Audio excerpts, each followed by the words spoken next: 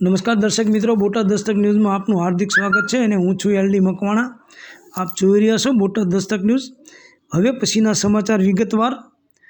ધરમપુરના ભેંસદરા સ્થિત આશ્રમ શાળાના નવા મકાનના લોકાર્પણ કાર્યક્રમ યોજાયો। તારીખ 18/1/2024ના રોજ ભેંસદરા સ્થિત આશ્રમ શાળાના નવા મકાનના લોકાર્પણ કાર્યક્રમ વલસાડના સાંસદ ધવલ પટેલની ઉપસ્થિતિ વચ્ચે કરાયું હતું। નોંધનીય છે કે મકાન અને કન્યા હોસ્ટેલ માટે મુંબઈના દાતા દ્વારા મસ્ત મોટું દાન આપવામાં આવ્યું હતું।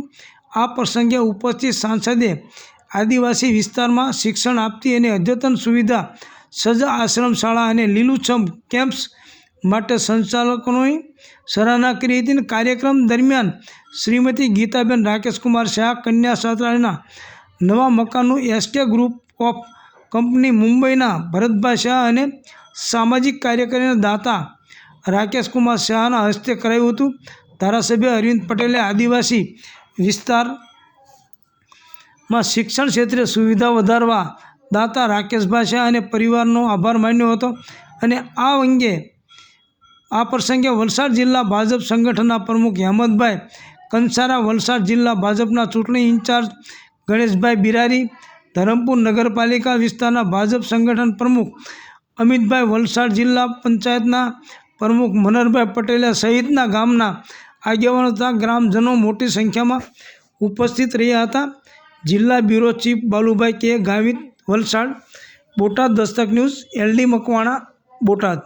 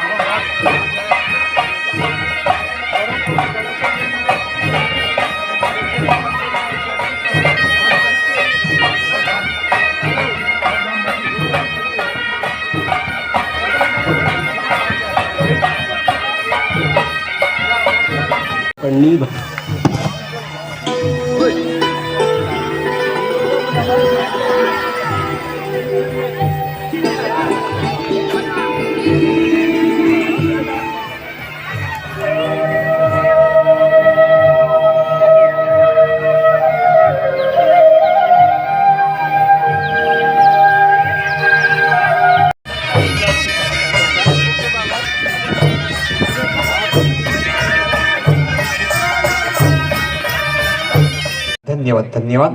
અને હવે આપણે જાણીએ છીએ કે આપણી આગવી અનોખી સંસ્કૃતિ રહી છે કે કોઈ પણ કાર્યક્રમનો શુભારંભ મંગલમય પ્રાર્થનાથી કરીએ। તો પ્રાર્થના કરવા માટે ભેંસદરા આશ્રમ શાળાની બાલિકાઓ પણ થનગની રહી છે। તો પ્રાર્થના એટલે પ્રભુને પામવું, પરમાત્મામાં પીગળી જવું, પરમાત્મા સુધી પહોંચવાની એક સીડી એટલે પ્રાર્થના।